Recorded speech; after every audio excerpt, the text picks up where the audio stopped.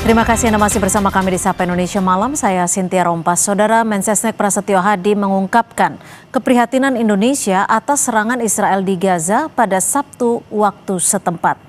Mensesnek Prasetyo Hadi juga menegaskan Indonesia akan tetap membantu Palestina setelah menjadi anggota Dewan Perdamaian. Dirinya menambahkan Presiden Prabowo Subianto juga telah memberikan masukan kepada negara-negara anggota Dewan Perdamaian atas serangan Israel. Dalam serangan ini sedikitnya 32 warga Palestina dilaporkan meninggal dunia.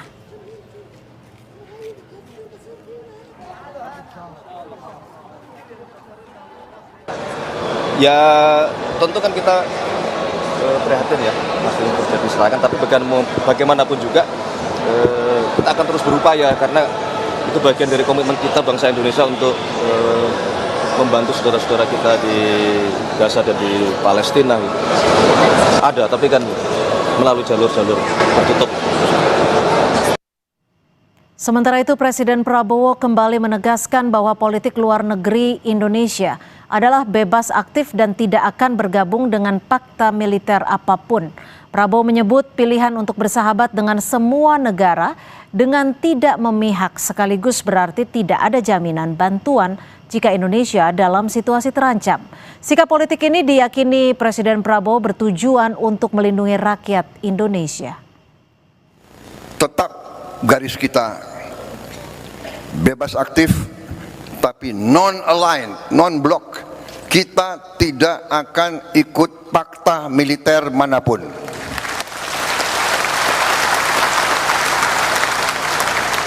Kalau kita sungguh-sungguh mau non-blok, kalau kita sungguh-sungguh mau tidak terlibat dalam fakta, kalau kita sungguh-sungguh mau bersahabat sama semua, berarti kita sendiri. Kalau kita diancam, kalau kita diserang, tidak akan ada yang bantu kita, saudara-saudara. Percaya sama saya, nobody is going to help us. Kadang-kadang tidak gampang untuk dilaksanakan. Kadang-kadang hati kita bergejolak. Tapi kita harus senyum. Karena kita sudah memilih akan baik sama semua. Untuk melindungi rakyat kita. Di masa gencatan senjata, Israel terus melancarkan serangan ke Gaza, Palestina. Serangan Israel ini juga akan menjadi ujian bagi Board of Peace, bentukan Presiden Trump di mana Indonesia ikut terlibat di dalamnya. Bagaimana Indonesia dan Board of Peace harus menyikapi situasi ini?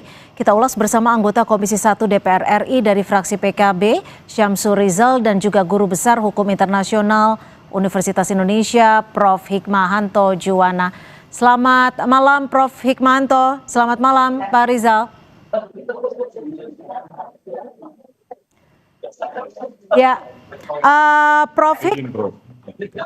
Hik, bagaimana Anda melihat ada serangan dari Israel dan serangan ini terjadi di tengah gencatan senjata sudah disepakati? Mohon maaf, ini pertanyaan ke siapa ya? Mohon maaf tadi. Ke Prof. Hikmahanto, silakan Prof. Hik. Ya, jadi sebenarnya setelah gencatan senjata bulan Oktober tahun lalu, itu serangan Israel ke Hamas tetap berlangsung.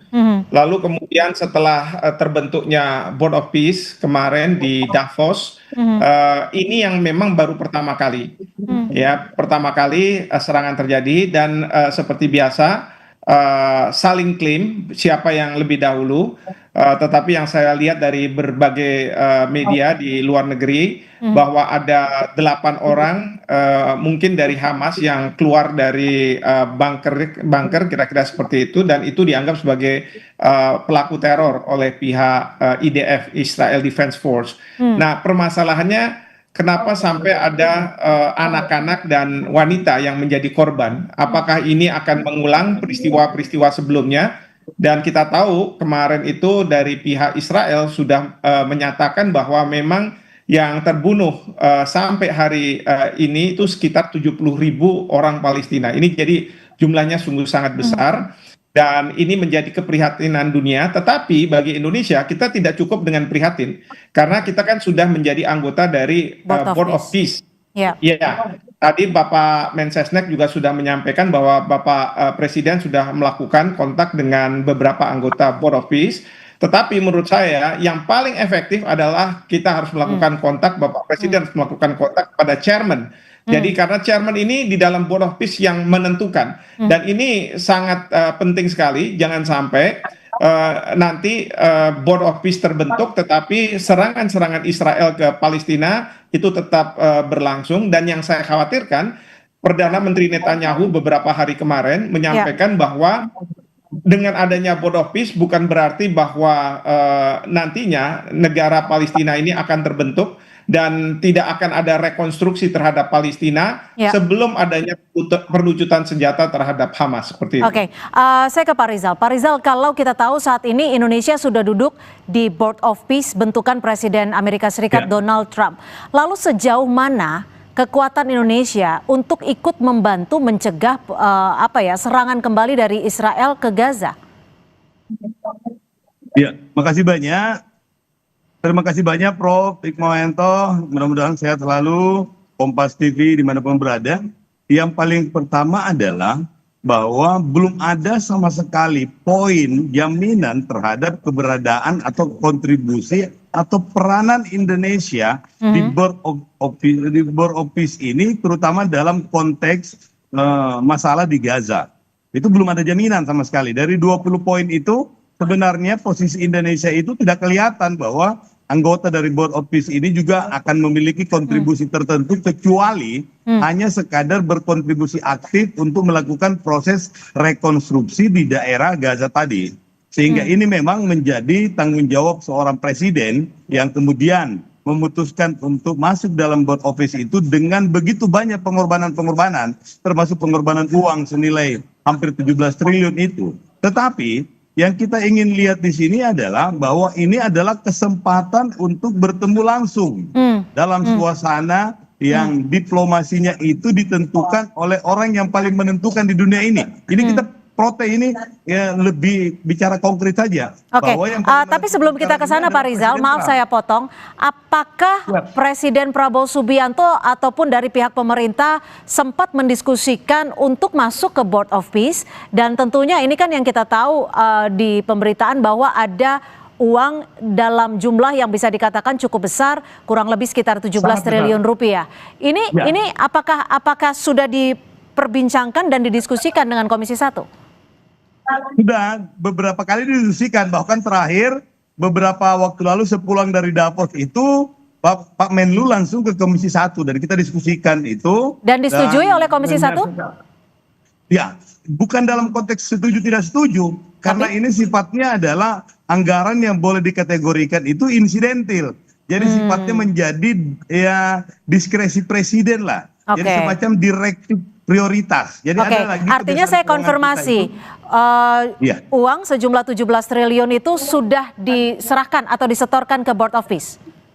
Belum diserahkan dan sumbernya pun juga belum jelas sampai sekarang. Jadi sifatnya itu adalah direktif priority. Jadi entah dari mana nanti Kementerian Keuangan yang akan mencarikan itu, kemudian disimpan di Kementerian Luar Negeri atau langsung dibayarkan oleh Kementerian Keuangan. Mekanismenya juga belum ada. Tetapi prinsipnya adalah apapun yang diputuskan oleh Presiden, karena beliau yang memberikan jaminan bahwa insya Allah langkah ini adalah langkah yang paling strategis, maka mau tidak mau kita memberikan kepercayaan penuh kepada Presiden ini untuk mengambil langkah-langkah yang dianggap perlu. Nah di sini dilemanya, karena kalau kita mau pada asas-asas diplomasi, termasuk asas-asas pengeluaran keuangan, seharusnya ini memiliki perencanaan yang jelas. Sementara perkembangannya dari pertemuan di Sheikh Al-Zamir itu kemudian ditindaklanjuti dengan November di New York, kemudian banyak pertemuan-pertemuan informal lainnya itu sifatnya sangat dinamis. Oleh karena itu tidak bisa kita mengikuti dengan sistem keuangan kenegaraan. Sehingga kita memberikan kewenangan, tanda kutip, kewenangan semi absolut kepada Presiden untuk menentukan langkah-langkah yang dianggap penting. Nah disinilah sebenarnya menjadi dilema, karena mau tidak mau perkembangan dinamis ini mesti direspon dengan cepat. Oke, Prof Hik, kalau melihat ini kan artinya bisa dikatakan urgent. Sejauh mana Anda melihat ini urgensinya sejauh mana? Jika Board of Peace sendiri yang sudah bertujuan untuk mendamaikan di Gaza, saat ini masih terjadi serangan dan menimbulkan korban jiwa. Ya, ini yang menjadi tantangan ya, masalah bagi Presiden Trump sebagai chairman. Karena kita tahu di Board of Peace itu, chairman itu sangat-sangat menentukan. Dan saat ini chairman itu sedang menghadapi beberapa perang. Ada di Iran, ada di Greenland kemungkinan, kemudian juga sekarang ada di Gaza lagi muncul. Nah, ini yang menjadi tantangan. Oleh karena itu, Bapak Presiden sudah melakukan kontak dengan beberapa anggota dari Board of Peace seperti tadi dikatakan oleh Mensesnek. Tapi jangan lupa, Menteri Luar Negeri, Kementerian Luar Negeri, mereka harus menyiapkan semua yang mungkin bisa dilakukan oleh Indonesia kalau kita mau bersuara di Board of Peace.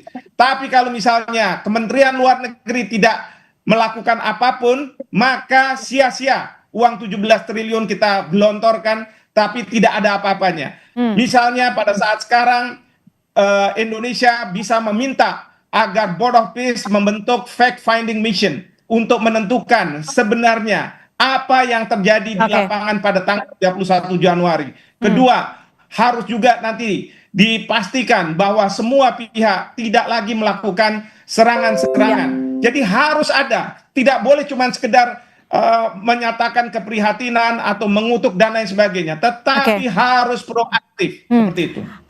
Pak Rizal, jika Indonesia harus proaktif sehingga bisa bisa dikatakan dianggap oleh Board of Peace ini, diakui oleh Board of Peace ini, apa yang akan dilakukan? Langkah konkret apa yang akan dilakukan Komisi 1 DPR untuk terus mendorong Kementerian Luar Negeri? Tapi dijawab usai jeda. Tetap bersama kami di Sapa Indonesia Malam.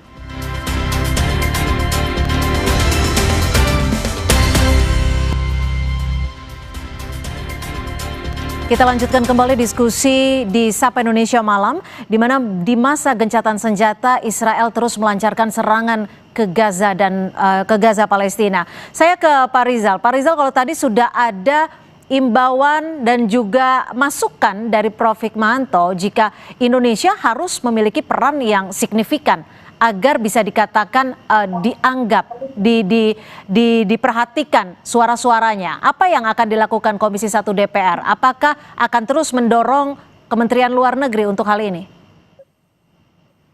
Iya, jadi dalam rapat koordinasi kita dengan Kementerian Luar Negeri, kita mencantumkan dua hal pokok yang mesti dipenuhi oleh Kementerian Luar Negeri ini dengan penuh strategi. Tadi catatannya Prof Hikmahanto itu sangat bagus sekali. Bagaimana Kementerian Luar Negeri menggunakan kesempatan yang sangat langka ini sehingga diplomasi Indonesia ini memiliki point of view baru, terutama sebagai pemimpin di Global South, bahwa Indonesia itu bukan negara kaleng-kaleng yang siap dengan segala resiko termasuk dengan segi pembiayaannya.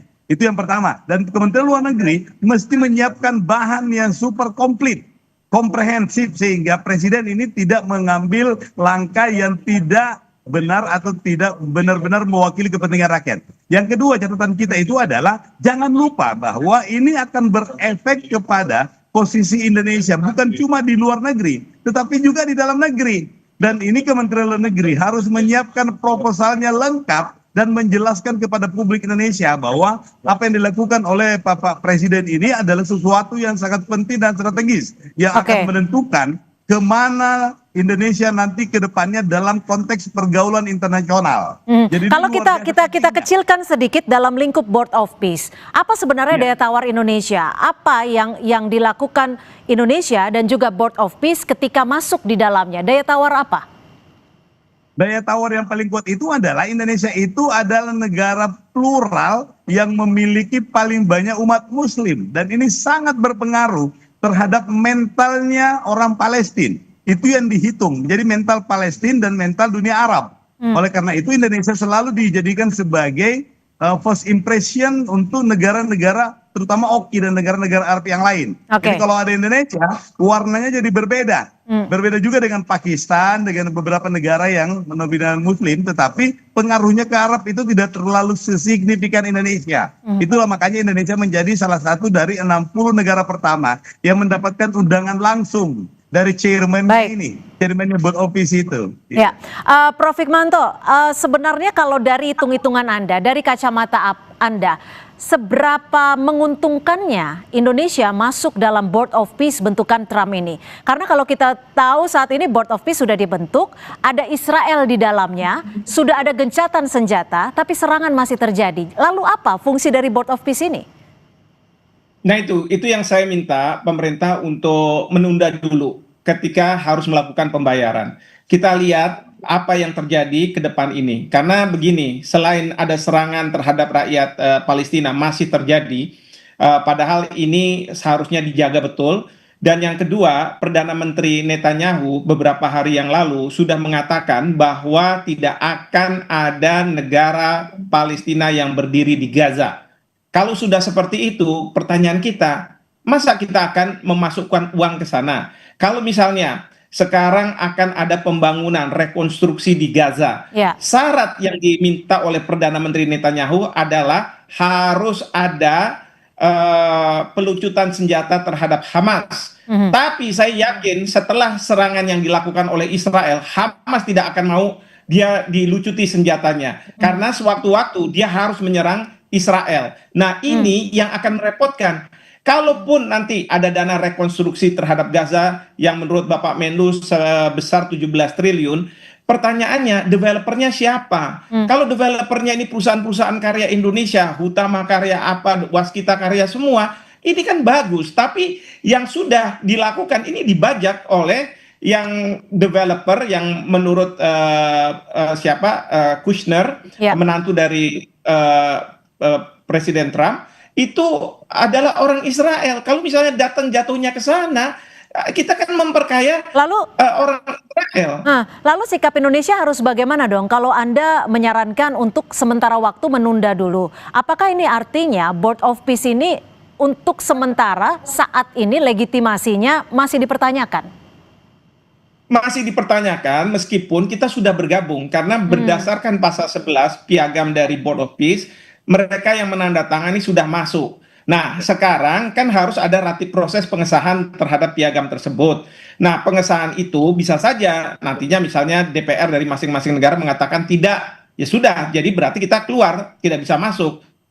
Nah, ini sekarang di tangannya Pak Samsur Rizal dan teman-teman di Komisi 1 dan DPR tentunya untuk mengkaji secara mendalam apakah memang kita dapat keuntungan atau tidak. Kalau Israel terus melakukan serangan-keserangan kepada rakyat Palestina, saya khawatir Bapak Presiden yang akan direpotkan. Karena apa? Publik akan marah, sementara serangan tetap berlanjut tanpa bisa dihentikan oleh Board of Peace ini. Seperti itu. Oke.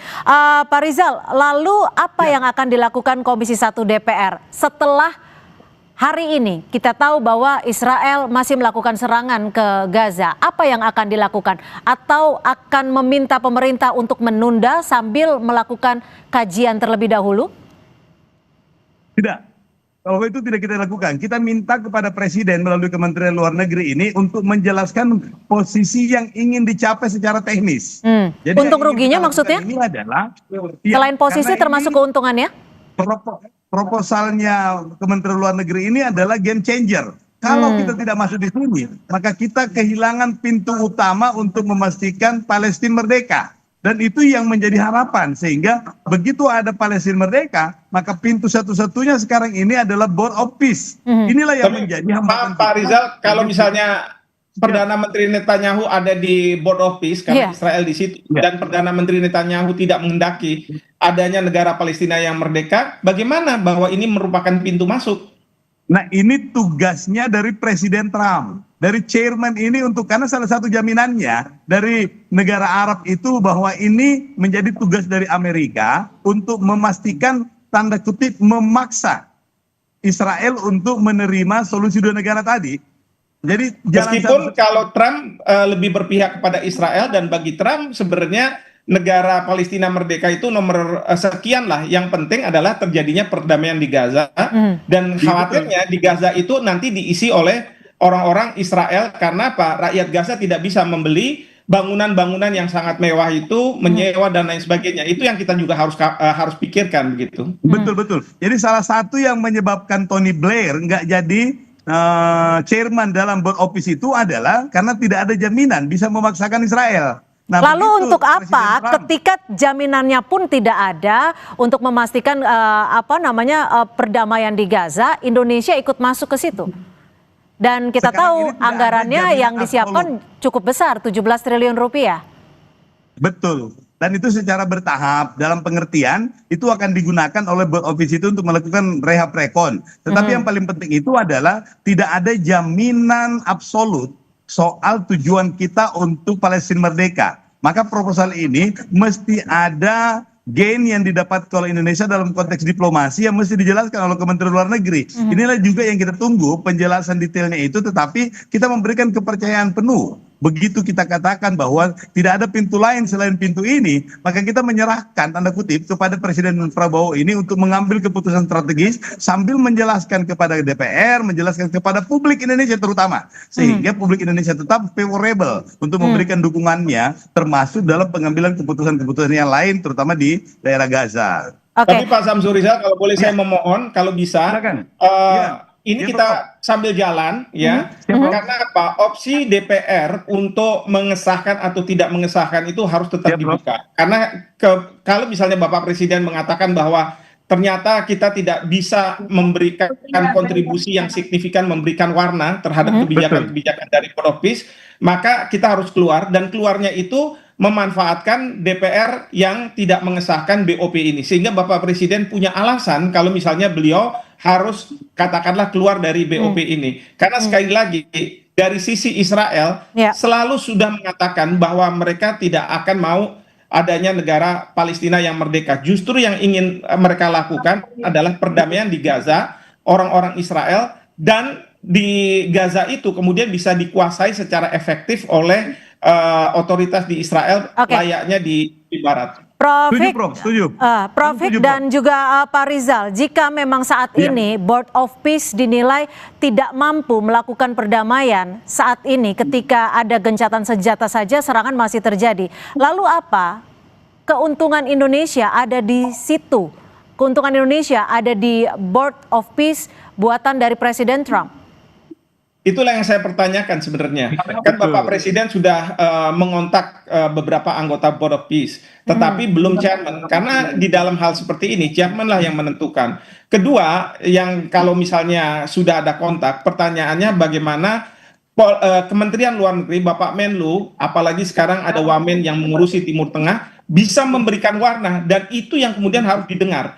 Dan bagaimana akhirnya Israel itu tidak melakukan serangan ke rakyat Palestina. Saya nggak bicara soal Hamas ya, ini rakyat Palestina. Ingat, 31 orang itu di situ ada rakyat Palestina. Mungkin ada 8 orang, saya tidak tahu, 8 orang ini mungkin bisa menyelamatkan diri, tapi 31 orang sipil yang meninggal. Nah, ini yang harus diselamatkan, jangan sampai terjadi hal seperti ini lagi. Oke, Pak Rizal, terakhir, apa respon dari Presiden Prabowo, apakah sudah sempat didengar oleh Komisi 1 DPR RI ketika Israel ada di bagian Board of Peace? Belum, kami belum menanyakan secara khusus. Lalu apa yang akan didorong Komisi 1? Ada 2 catatan kita. Yang pertama, DPR siap untuk menjadi bumper, seperti yang disampaikan oleh Prof. Hikmanto tadi, untuk menjadi bumper reasoning dari Prabowo, dari Presiden Prabowo, kalau untuk mengambil langkah-langkah strategis. Yang kedua kita minta adalah supaya Kementerian Luar Negeri ini menyiapkan proposal untuk meyakinkan rakyat Indonesia, opini rakyat Indonesia itu terhadap dukungannya kepada Prabowo. Dan inilah yang paling penting, sehingga opini ini mesti dikerjakan secara simultan. Jadi secara teknis kepada DPR dan kepada pihak-pihak teknis terkait, yang paling penting ini adalah meyakinkan publik Indonesia bahwa langkah ini adalah langkah yang penting strategis sebagai game changer dalam penyelesaian perdamaian di Gaza. Oke, singkat saja Pak Rizal, 17 triliun anggarannya betul dari APBN? Betul, pasti dari APBN. Dan itu saya bilang tadi. Iya. Oke, baik. Nanti kita masih akan lanjutkan, sepertinya akan masih panjang. Dan kita juga akan melihat seperti apa Board of Peace bisa melakukan perdamaian dan juga mewujudkan perdamaian di Gaza. Terima kasih Pak Syamsu Rizal, anggota Komisi 1 DPR RI dan juga Guru Besar Hukum Internasional Universitas Indonesia, Prof. Hikmanto Juwana, sudah memberikan perspektif di Sapa Indonesia Malam. Selamat malam. Selamat malam, terima kasih. Prof. Assalamualaikum.